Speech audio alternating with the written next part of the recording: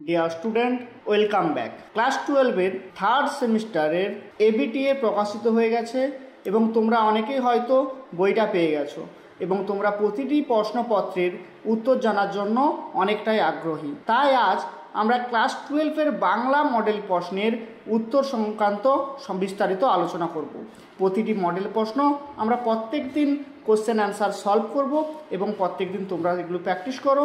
আমি নিশ্চিত তোমরা ভালো একটা ফল পাবে, বিশেষ করে বাংলায়। খুব সুন্দর প্রশ্নপত্র এখানে সাজানো হয়েছে, প্রতিটি প্রশ্ন এত সুন্দরভাবে দেওয়া হয়েছে, তোমরা এগুলো সলভ করলেই বুঝতে পারবে যে প্রশ্নপত্র কতটা সহজ হতে চলেছে। দেখো, এখানে প্রথম প্রশ্নে যেগুলো দেওয়া হয়েছে যে পীরগঞ্জের বাবুদের বাড়ি থেকে আমরা নেমন্তন্ন পেয়েছি। এখানে কিসের নেমন্তন্নের কথা বলা হয়েছে? এখানে অ্যান্সার হবে মেজবাবুর মেয়ের বিয়ে। দ্বিতীয় প্রশ্ন দেখো, যাওয়ার তো খুবই ইচ্ছে কিন্তু এত দূর যাওয়া তো সোজা নয়, এখানে বক্তা কি? এখানে অপশান আছে দেখো, নগেন ডাক্তার, কুঞ্জবিহারী বাবু, জয়রাম মুক্তার এবং জলধর কবিরাজ। এখানে অপশান হবে অপশান এ, নগেন ডাক্তার কথাটি বলেছিল। এখানে বক্তা হলেন নগেন ডাক্তার। পরের প্রশ্ন দেখো, সন্ধ্যার কিছু পূর্বে জয়রাম বৈঠকখানায় বসে যে খেলা দেখছিলেন সেটি কোন খেলা? উত্তর হবে পাশা খেলা দেখছিলেন তিনি। তাহলে প্রশ্নটা কি ছিল? সন্ধ্যার কিছু পূর্বে জয়রাম বৈঠকখানায় বসে যে খেলা দেখছিলেন সেটি হলো পাশা। একটি মাদি হাতি আছে, এখনও বাচ্চা, বিক্রি করবে কিন্তু বিস্তার দাম চায়। দামটা কত ছিল? এখানে আমাদের সেই দামের কথা বলা হচ্ছে, অর্থাৎ আদরিণী যখন সন্ধান পায় সেখানে তার দাম সংক্রান্ত যে মূল্যটা দেওয়া হয়েছিল সেই মূল্যটা জানতে চেয়েছে। অ্যান্সার হবে ডি, 2000 টাকা। পরের প্রশ্ন দেখো, নেমন্ত্রণ রক্ষা করে পীরগঞ্জ থেকে ফিরে বিকেলেই মহারাজ নরেশচন্দ্রের সঙ্গে দেখা করতে গিয়েছিলেন। কে গিয়েছিলেন? জয়রাম মুখোপাধ্যায়, জয়রাম রায়, জয়রাম নাথ, জয়রাম পাল। এখানে অ্যান্সার হবে এ, জয়রাম মুখোপাধ্যায়। পরের প্রশ্ন দেখো, বুদ্ধ থেকে চৈতন্য, রামকৃষ্ণ পর্যন্ত যারা লোকহিতায় এসেছেন তারা সাধারণকে যে ভাষায় শিক্ষা দিয়েছেন তা হলো, এটা বাংলা ভাষা থেকে নেওয়া হয়েছে। অ্যান্সার হবে সি, সাধারণ লোকের ভাষায়। অর্থাৎ যেমন মানুষজন যে ভাষায় কথা বলেন তারা যেই সাধারণ ভাষাটা বোঝে তাদের সেই ভাষাতেই এরা শিক্ষা দিতেন। পরের প্রশ্ন দেখো, চট্টগ্রাম হতে বৈদ্যনাথ পর্যন্ত যে ভাষা চলবে, চট্টগ্রাম থেকে বৈদ্যনাথ পর্যন্ত কোন ভাষা চলার কথা বলা হয়েছিল? এটা হবে অপশান এ, কলকাতার ভাষা। আশা করছি তোমরা আপাতত সমস্ত প্রশ্নগুলো এবং প্রশ্নের উত্তরগুলো দেখে বুঝতেই পারছো প্রশ্ন কতটা সহজ হতে চলেছে। অবশ্যই তোমাদের পরীক্ষায় প্রশ্ন সহজ হবে যথারীতি এবং তোমরা সেভাবেই বারংবার ধরে প্র্যাকটিস করো, সমস্ত মডেল কোশ্চেন প্র্যাকটিস করো, প্রশ্ন বিচিত্রা প্র্যাকটিস করো, কারো কাছে টার্গেট থাকলে সেগুলো প্র্যাকটিস করো। অবশ্যই 40-এর 40 আসবেই তোমাদের। পরিশ্রম করো, ফল পাবে। পরের প্রশ্ন দেখো, যত রেল এবং গতাগতির সুবিধা হবে ততই কি হবে? এখানে যত রেল এবং গতাগতির সুবিধে হবে তত কি হওয়ার কথা বলা হয়েছিল? 8-এরটা অ্যান্সার হবে বি, পূর্ব পশ্চিমী ভেদ উঠে যাবে। অপশান হবে বি, পূর্ব পশ্চিমী ভেদ উঠে যাবে। পরের প্রশ্ন দেখো, অন্ধকার লেখাগুচ্ছ কবিতাটির কবি হলেন। অন্ধকার লেখাগুচ্ছ, অ্যাকচুয়ালি অন্ধকার লেখাগুচ্ছ কবিতাটির কবি কথা বলা হচ্ছে, সেটা হচ্ছে শ্রীজাত। এখানে প্রশ্নটা এটাও হতে পারতো যে ধর্ম কবিতার কবিকে, সেটাও কিন্তু একই অ্যান্সার হতো, অন্ধকার লেখাগুচ্ছ বা ধর্ম কবিতার কবি হলেন শ্রীজাত। পরের প্রশ্ন দেখো, কবিরের ধর্ম ছিল কি?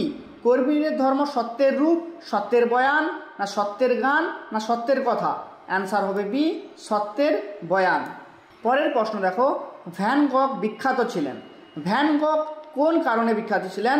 কারণ তিনি একজন চিত্রশিল্পী ছিলেন। পরের প্রশ্ন দেখো, শুধু আশীর্বাদী দুটি সরঞ্জাম। আশীর্বাদী দুটি সরঞ্জাম কি? আশীর্বাদী দুটি সরঞ্জাম ছিল একটা বিশ্বাস আর একটা হলো ভালোবাসা। পরের প্রশ্ন, শানিত স্পাতখণ্ড অভঙ্গুর যার নাম, এখানে শানিত স্পাতখণ্ড যেটি অভঙ্গুর ছিল তার নাম কি রাখা হয়েছিল? তার নাম রাখা হয়েছিল অপশান এ, ভালোবাসা। পরের প্রশ্ন দেখো, জাদু অশ্ব সিন্ধু জলে যা সাজে, জাদু অশ্ব সিন্ধু জলে যা সাজে সেটি হলো সিন্ধু জলে সপ্তডিঙা সাজে। পরের প্রশ্ন দেখো, পোডরাজ গল্পটি অনুবাদ করেন? পোডরাজ গল্পটি অনুবাদ করেছিলেন সুনন্দন চক্রবর্তী। পরের প্রশ্ন, সময়টা যখন সুবিধের না তখন যা করতে হয়? সময়টা যখন সুবিধের না তখন যা করতে হয় সেটি হচ্ছে সমঝে পার হতে হবে। সমঝে পার হতে হবে, অপশান সি, সমঝে পার করতে হবে। পরের প্রশ্ন দেখো, ভাষা সাহিত্য থেকে দেওয়া হয়েছে। ভাষা সাহিত্য আমার যে সকল স্টুডেন্টরা ক্লাস করেছো তাদের জন্য আমি এটুকু শিওর যে ভাষা সাহিত্য থেকে যতগুলো এখানে প্রশ্ন দেওয়া আছে কোনো প্রশ্ন তোমাদের জন্য কিন্তু কঠিন বলে মনে হবে না। খুব সহজ সহজ প্রশ্ন এখানে দেওয়া হয়েছে। যেমন দেখো, তুলনামূলক ভাষাবিজ্ঞানের কাজ। তুলনামূলক ভাষাবিজ্ঞানের কাজ কী ছিল? তুলনামূলক ভাষাবিজ্ঞানের কাজ ছিল সমগোত্রীয় ভাষাগুলির মধ্যে তুলনা করা। তাহলে এখানে অপশান সি হবে অ্যান্সার, সমগোত্রীয় ভাষাগুলির মধ্যে তুলনা করা। পরের প্রশ্ন দেখো, কোনো শব্দ বা বাক্যকে বিশ্লেষণ করলে যে ক্ষুদ্রতম এককগুলি পাওয়া যায় এবং যেগুলি স্পষ্টভাবে চিহ্নিত করা যায় তাদের বলা হয়, তাদের কি বলা হয়? কোনো শব্দ বা বাক্যকে বিশ্লেষণ করলে যে ক্ষুদ্রতম এককগুলি পাওয়া যায় এবং যেগুলি স্পষ্টভাবে চিহ্নিত করা যায় তাদের বলে বিভাজ্য ধ্বনি, তাদের বলা হয় বিভাজ্য ধ্বনি। পরের প্রশ্ন দেখো, যেখানে দুটি ভিন্ন শব্দের মধ্যে উচ্চারণের ন্যূনতম পার্থক্য বর্তমান তাকে বলে? দুটি ভিন্ন শব্দের কথা বলা হচ্ছে, দুটো ভিন্ন শব্দ থাকবে এবং এদের মধ্যে কি হবে? উচ্চারণের মধ্যে একটা ন্যূনতম পার্থক্য থাকবে, তাকে কি বলা হয়? তাকে বলা হয় ন্যূনতম শব্দজোড়, অপশান এ। পরের প্রশ্ন দেখো, বাক্যে সুরের ওঠাপড়াকে বলা হয়? সব থেকে সহজ প্রশ্ন, এর থেকে সহজ প্রশ্ন কিছু হতে পারে না, সেটা হচ্ছে সুর তরঙ্গ। বাক্যে সুরের ওঠাপড়াকে বলা হয় সুর তরঙ্গ। শব্দের অর্থের অভিন্নতা বোঝাতে ব্যবহার করা হয়? শব্দের অর্থের অভিন্নতা, শব্দের যে অর্থ হবে সেই অর্থের মধ্যে কি হবে? অভিন্নতা বোঝাবে, সেই অভিন্নতা বোঝানোর জন্য সমার্থকতা ব্যবহার করা হয়। শব্দার্থের দ্বিতীয় ভাগটির নাম কি? শব্দার্থের দ্বিতীয় ভাগটির নাম হচ্ছে নিদর্শন, অপশান সি। প্রথম ভাগ কি হবে? সাধারণ অর্থ, দ্বিতীয় ভাগ হচ্ছে নিদর্শন। শব্দার্থের দুটি ভাগ, একটা হচ্ছে সাধারণ অর্থ আর একটা হচ্ছে নিদর্শন। পরে দেখো, রং, লাল, নীল, হলুদ, সবুজ, কমলা ইত্যাদি উদাহরণ হলো কিসের উদাহরণ? এগুলো হচ্ছে সব ব্যাপক অর্থতার উদাহরণ। কেন? কারণ দেখো, রং আদিতে কি ছিল? আদিতে কোনো কালো তরল বিশেষকে রং বলা হতো, কিন্তু বর্তমানে সেটি কি হচ্ছে? অর্থটা সেই সংক্ষিপ্ত কোনো কালো তরলের মধ্যে সীমাবদ্ধ নেই, বর্তমানে এটা বৃহৎ আকারে বা ব্যাপক আকারে ব্যবহার করা হয়। রং বলতে লাল, নীল, সবুজ, কালো, কমলা সমস্ত ধরনের রঙকে বোঝানো হয়, এই কারণে এটিকে শব্দের ব্যাপক অর্থকতা বলা হয়। ভাষা সাহিত্যের সব থেকে প্রথম প্রশ্নে এটা বুঝতে পারবে তোমরা, শব্দার্থ তত্ত্ব পড়তে গেলে এখানে থিসরাস পড়লেই সব থেকে প্রথম লাইন আছে, দেখবে যে থিসরাস শব্দের ব্যুৎপত্তিগত অর্থ সেটা হচ্ছে রত্নাগার। পরশু শব্দের আদি শব্দ, আসলে পরশু যে শব্দটা সেই শব্দের আদি শব্দ অর্থাৎ আগে কোন শব্দে ব্যবহার করা হতো সেটা হচ্ছে আগামীকালের পরের দিন। অ্যান্সার হবে অপশান এ। পাঁচালী ও কথক তারিতির সঙ্গে কীর্তন গানকে মিশিয়ে তৈরি করা হয়, সেটি হচ্ছে টপ কীর্তন, অপশান এ কীর্তন। আচ্ছা, পরের প্রশ্ন দেখো, যার গান কান্তগীতি নামে পরিচিত তিনি হলেন? কান্তগীতি, কান্ত এখানে শব্দটা খুব সুন্দর করে বুঝিয়ে দিচ্ছে যে কান্তগীতি, তাহলে আনসার হবে অপশান ডি, রজনীকান্ত সেন। সর্বপ্রথম বাংলা মুদ্রাক্ষর খোদাই করেন? সর্বপ্রথম বাংলা মুদ্রাক্ষর খোদাই করেন কে? তার নাম কি? তিনি হচ্ছেন পঞ্চানন, অপশান বি হবে উত্তর, পঞ্চানন। পরের প্রশ্ন দেখো, আমি কিন্তু খুব দ্রুততার সঙ্গে বলছি কারণ মডেল প্রশ্নগুলো তোমরা একটা ভিডিওতে যদি সময় নষ্ট করে দাও আরও পরের পর অনেক মডেল প্রশ্ন আছে, প্র্যাকটিসে কিন্তু তোমাদের অনেকটা সময় নষ্ট হবে। ফলত খুব দ্রুতর সঙ্গে যেখানেই তোমরা ভিডিও দেখো না কেন, যেখানেই পড়ো না কেন, খুব দ্রুততার সঙ্গে এগুলোকে সমাধান করবে এবং এগুলোকে নিয়ে একটু অভ্যেস করবে, তাতেই দেখবে খুব সুন্দর একটা ভালো রেজাল্ট করতে পারবে। দেখো পরের প্রশ্ন, 30 নম্বর প্রশ্ন, ইংলিশ চ্যানেল বিজয়িনী বাঙালি মহিলার নাম? ইংলিশ চ্যানেল যিনি বিজয়িনী, যিনি জয়লাভ করেছিলেন, বাঙালি এক মহিলা, তার নাম কি? তার নাম হচ্ছে আরতি সাহা। এটা সবাই আমরা কারেন্ট অ্যাফেয়ার্সে পড়ে এসেছি, তো সবাই আমরা জানি যে আরতি সাহা ইংলিশ চ্যানেল বিজয়ী হয়েছিলেন, যিনি বাঙালি মহিলা। পরে কি আছে দেখো, 31 নম্বরে শূন্যস্থান আছে। প্রতি রবিবার ড্যাশ পাড়ার যুবক বৃদ্ধগণ মুক্তার মহাশয়ের বৈঠকখানায় সমাবেত হইয়া তাস পাশা খেলিয়া থাকতেন। প্রতি রবিবার কোন সময়ে এখানে পাড়ার সমস্ত যুবকগণ বৃদ্ধগণ মুক্তার মহাশয়ের বৈঠকখানায় এসে সমাবেত হয়ে পাশা খেলতেন? সেটি হচ্ছে অপরাহ্নকালে। পরের প্রশ্ন, হিরেমতির সাজ পরানো ঘোড়ার উপর ড্যাশ বসালে কি ভালো দেখায়? অ্যান্সার হবে বাঁদর। আকাশে পুষ্পক আর সপ্তডিগা সাজে, আকাশে পুষ্পক আর সপ্তডিগা সাজে সিন্ধু জলে। অপশন বি হবে অ্যান্সার, সিন্ধু জলে। পরের প্রশ্ন দেখো, পীরগঞ্জে গিয়ে নিমন্ত্রণ রক্ষা করা, আসলে এটা কি করতে হবে? ক্রম অনুযায়ী বাক্যগুলির পুনর্বিন্যাস করতে হবে। পরের পর কোন বাক্যটা আগে হবে কোনটা পরে হবে সেই অনুযায়ী বিন্যাস করতে হবে। কি আছে এখানে? প্রথমে দেখো, পীরগঞ্জে গিয়ে নিমন্ত্রণ রক্ষা করা আমার পক্ষে একটু কঠিন। এখানে যখন আলোচনা চলছিল এবং এত দূর তারা যাবে কিভাবে সেই আলোচনা সংক্রান্ত বিষয় এখানে বলা হয়েছিল যে পীরগঞ্জে গিয়ে নিমন্ত্রণটা রক্ষা করা তার পক্ষে একটু কষ্টকর। তারপর নগেনবাবু কি বলেছিলেন? নগেনবাবু বলেছিলেন যাবার তো খুবই ইচ্ছে, কিন্তু অত দূরে যাওয়ার তো সোজা নয়, অত দূরে যাওয়ার সোজা নয়, কারণ তাদের যাতায়াতের জন্য তেমন কিছু বন্দোবস্ত ছিল না। ঠিক আছে, তারপরে কি লাইনটা আছে দেখি, আমি কাল সকালেই রাজবাড়িতে চিঠি লিখে পাঠাচ্ছি, সন্ধে নাগাদ হাতি এসে যাবে। এখন অর্থাৎ এখানে যখন এদের সমস্যা চলতেছিল যে কে কখন যাবে কিভাবে যাবে, তো সেই সময় মুক্তার মশাই যে ছিলেন তিনি রাজবাড়িতে চিঠি পাঠানোর কথা বলেছিলেন, অর্থাৎ এই শব্দগুলোর পরে এখানে এটা হবে। থাক, তারপরে একটা দেখি, তারপরে যে বলা হয়েছে, আচ্ছা, মুকুজ্জে মশাই পীরগঞ্জের বাবুদের বাড়ি থেকে আমরা নিমন্ত্রণ পেয়েছি। তাহলে এখানে প্রথমে যখন সবার প্রথম গল্প শুরু হয় সেখানে দেখছি যে তারা এসে মুকুজ্জে মশাইকে কি বলছেন, তারা এসে বলছেন যে পীরগঞ্জের বাবুদের বাড়ি থেকে তারা নিমন্ত্রণ পেয়েছিল, তারা মেজমের বিয়ে হবে, তো সেই বিয়ের জন্য তারা নিমন্ত্রণ, তারা যাতায়াতের মানে একটা প্রস্তুতি নিচ্ছে। তো সেই বিষয়টা এখানে সবার প্রথম হয়েছিল, অর্থাৎ ধরে নেওয়া যায় এটা হচ্ছে আমাদের সবথেকে প্রথম, এটা হচ্ছে আমাদের প্রথম লাইন। চারেরটা হচ্ছে প্রথম লাইন। এখানে প্রত্যেকটাতে অপশানে প্রথমে আছে 1, প্রথমে আছে 2, শুধুমাত্র বি আছে প্রথমেরটাই 4। ফলত অ্যান্সার চোখ কান বন্ধ করে আমরা বলতে পারি অ্যান্সার হবে অপশান বি। তারপরেরটা দেখো, সত্য মিথ্যা নির্ণয় করা। আমাদের ভাষা সংস্কৃত গদাই লস্কির চাল, এটা স্বামী বিবেকানন্দ উল্লেখ করে দিয়েছিলেন তার বাংলা ভাষাতে, ফলত এই লাইনটা সত্য। যত রেল এবং গতাগতির সুবিধে হবে তত পূর্ব পশ্চিমে ভেদ উঠে যাবে, এই লাইনটাও কিন্তু সত্য, কারণ এই লাইনটাও বাংলা ভাষাতে দেওয়া হয়েছে। পরেরটা দেখো, যখন মানুষ বেঁচে থাকে তখন জ্যান্ত কথা কয় না, এখানে এই জায়গায় ভুল আছে, যে সেখানে জ্যান্ত কথা কওয়ার কথা বলা হয়েছিল, যে মানুষ বেঁচে থাকলে জ্যান্ত কথা কয় আর মারা গেলে মরা মানুষ কথা কয়, তো এইখানে ভুল আছে। তারপরেরটা দেখো, এটা মিথ্যা হবে। যেটা ভাবহীন প্রাণহীন সে কথা, সে শিল্প, সে সংস্কৃত কোনো কাজের নয়, একদম সত্য কথা। যেটা ভাবহীন প্রাণহীন, সে ভাষা বা হোক বা শিল্প হোক বা সঙ্গীত হোক, সেটা কোনো কাজের হয় না কখনো। ফলত এখানে বাকি সবগুলোই ঠিক হবে, শুধুমাত্র 3 হবে মিথ্যে।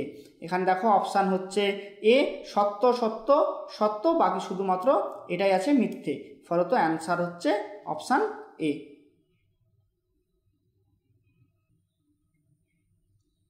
ডাকতে ডাকতে কাকটা উড়ে পালায়, ডাকতে ডাকতে কাকটা কি হয়? উড়ে পালায়। তারপরে কি আছে? ডাকতে ডাকতে কাকটা উড়ে পালায়। আচ্ছা, তারপর বাড়ির দরজায় একটা কুকুর দাঁড়িয়ে, বাড়ির দরজায় একটা কুকুর কি হয়েছে? দাঁড়িয়ে আছে। আচ্ছা, তোমার দরে রক্তের ছড়া দিই, ঠিক, শুনে তার হাত পা স্থির, শুনে তার হাত পা কি হলো? স্থির। ঠিক আছে, তাহলে এখানে সত্য মিথ্যা নির্ণয় করতে হবে। যেখানে কি হচ্ছে, যেখানে প্রথমের যে লাইনটা দেওয়া আছে দেখো, ডাকতে ডাকতেই কাকটা উড়ে পালায়, একদম সত্য। সেখানে পোটরাজ গল্পে আমরা পড়েছিলাম কাকটা কি হয়? কাকটা ডাকতে ডাকতে উড়ে পালিয়ে যায়, তখন তাকে ঢিল ছোড়া হয় বা কিছু মানে তাকে তাড়ানো হয়। পরেরটা দেখো, বলছে বাড়ির দরজায় একটা কুকুর দাঁড়িয়ে, সেখানে কুকুরটা কিন্তু দাঁড়িয়ে ছিল না সেখানে, কিন্তু তাহলে এটা কি হচ্ছে? ভুল। তারপরটা দেখো, তোমার দৌড়ে রক্ত ছড়া দিই, এটা কিন্তু সত্য, কারণ মা মারিয়ার যে দৌড়, সেই দৌড় সে বিয়ে হয়ে আসার পর থেকে তিনি প্রত্যেক দিন রক্তের ছড়া দিত, তো এই কথাটা যে এখানে বলা হয়েছিল এটা হচ্ছে সত্য। নেক্সট, শুনে হাত পা স্থির, এটা সবার শেষে যখন ওই প্রথমবার কাকটা ডাকছিল এবং দ্বিতীয়বার আবার পুনরায় ডাকলো, তখন সেই ক্ষেত্রে এটা শুনে হাত পা স্থির করার কথা বলা হয়েছিল, ফলত এটাও সত্য। এখানে অ্যান্সার হবে অপশান বি, সবগুলোই হবে সত্য, শুধুমাত্র দুয়েরটা হবে মিথ্যে। নেক্সট, যেগুলো দেখা যাচ্ছে, দেখো এখানে এই যে বাক্যের সুরের ওঠা পড়া, এটা আমরা প্রথমেই করেছিলাম না? হ্যাঁ, আমার মনে আছে প্রথমেই করেছিলাম। তো বাক্যের সুরের ওঠা পড়াকে বলা হয় সুর তরঙ্গ, বাক্যের সুরের ওঠা পড়াকে বলা হয় সুর তরঙ্গ। নেক্সট দেখো, তারপরে এখান থেকে কিছু একটা, পাশাপাশি দুটি ব্যঞ্জন ধ্বনির সমাবেশকে বলা হয়, পাশাপাশি দুটি ব্যঞ্জন ধ্বনির সমাবেশকে বলা হয়, পাশাপাশি কি আছে, স্বরধ্বনি ও ব্যঞ্জনধ্বনি মস্তিষ্কের বাম গোলার্ধে গুচ্ছধ্বনি, পাশাপাশি উচ্চারিত দুটি ব্যঞ্জন সন্ধির সমাবেশকে বলা হয় গুচ্ছধ্বনি। ভাষা সৃষ্টিতে প্রয়োগে এবং সংযোগে বিশেষ ভূমিকা নেয়, ভাষা সৃষ্টিতে প্রয়োগে এবং সংযোগে বিশেষ ভূমিকা সৃষ্টি নেয়, সেটা হচ্ছে মস্তিষ্কের বাম গোলার্ধে। তারপরে তাহলে একটাই থাকলো বিভাজ্য ধ্বনির দুটি মূল ভাগ, এটা খুবই সহজ, এটা আমি আগে পড়লে আরও হয়তো সহজ মনে হতো এবং এখান থেকে কোশ্চেন সলভ হয়ে যেত। সেটা হচ্ছে বিভাজ্য ধ্বনির দুটি মূল ভাগ আছে, সেটা হচ্ছে একটা স্বরধ্বনি এবং একটা ব্যঞ্জন ধ্বনি। তাহলে এই মতো অপশান হচ্ছে একেরটা বি এখানে আছে কোথায়, একেরটা বি এখানে আছে বি, তার অ্যান্সারও হয়ে যাচ্ছে আমাদের অ্যান্সার বি। 38, উইসেল ওভারকাম এই গানটির বঙ্গীয়করণ, অর্থাৎ বাংলা গান। এটা একটা ইংলিশ সাহিত্যিক গান, এটাকে বাংলা করা হয়েছিল আমরা করব জয়, মানে একেরটা হচ্ছে সি, একেরটা সি, একটা আছে সি, দুটো আছে, মানে এ আর ডির মধ্যে যে কোনো একটা হবে। ঠিক আছে, এগিয়ে যাই। নেক্সট আছে মোর প্রিয়া হবে এসরানী গানটির রচয়িতা, অর্থাৎ গানটি রচনা করেছিলেন কে গেয়েছিলেন সেটা নয়, গানটি রচনা কে করেছিলেন সেইটার কথা বলা হচ্ছে। এখানে কাজী নজরুল ইসলামের গান ছিল এটা, ফলত মোর 3 হবে, 3একটা ডি হবে, সরি 3একটা ডি হবে, 3একটা ডি এ আছে, তাহলে অ্যান্সার হবে এ, 38 দাগের প্রশ্নের অ্যান্সার হবে এ। আচ্ছা, বিবৃতি আছে, সেটা বিচার করতে হবে। তো কি আছে বিবৃতিতে, কি আছে, রোশো আমার জন্য দাঁড়াও, রোশো থামো, শান্ত হও, আমার জন্য দাঁড়াও, কারণ সময়টা মোটেই সুবিধের না। দুটো লাইনই একদম সঠিক এবং ব্যাখ্যাও আশা করছি সঠিক, ফলত 39টা অ্যান্সার হওয়া চাই। 39টা অ্যান্সার হবে অপশান ডি, এ এবং আর উভয় ঠিক এবং এদের ব্যাখ্যাটাও সঠিক, কারণটাও সঠিক। একটু মৃদুহাস্য করিয়া জয়রাম বলিলেন, যখন হুজুর বাহাদুরের দ্বারাই প্রতিপালিত হচ্ছি, আমি যখন আপনার, তখন ও হাতি আপনার বইকার। এই উক্তিটির মধ্য দিয়ে বক্তার যে মানসিকতা প্রকাশ পায় সেটা হচ্ছে বিনয় / বুদ্ধিমত্তা কোনোটিই নয়। বুদ্ধিমত্তা তো একদমই নয়, কারণ সেখানে উপহাসি করতে গিয়েছিল বা তাকে যে সে অপমানিতটা হয়েছিল সেই অপমানিতর জবাব দিতে গিয়েছিল। বিনয়টা তো নয়, বিনয় একদম ভদ্রতা, অত ভদ্রসভ্যভাবে তিনি ব্যবহার করেননি, তিনি অ্যাকচুয়ালি তার যে অপমান সেই অপমানের বদলা নিতে গিয়ে শ্লেষ করেছিলেন বা ঠাট্টা করে বলেছিলেন তাকে শ্লেষ। তো এই হচ্ছে আমাদের 40টা প্রশ্নের অ্যান্সার। খুব সুন্দরভাবে প্রশ্নগুলো সাজানো হয়েছে এবং খুব সহজ, একদম বেসিক কোশ্চেন খুব, ফলত তোমরা একবার দেখে নাও এবং প্র্যাকটিস করো এগুলো। প্রত্যেকটা কোশ্চেনের অ্যান্সার দিয়ে দিলাম, খুব সহজে তোমরা এগুলো বুঝতে পারবে এবং আশা করব যে এই ধরনের প্রশ্ন যদি আসে তোমরা 40-এ 40 পাবে। ঠিক আছে, ভালো থেকো। পরবর্তী মডেল নিয়ে আবার আমরা ভিডিও নিয়ে আসবো, পরবর্তী মডেলের ভিডিও আবার নিয়ে আসবো অতি শীঘ্রই।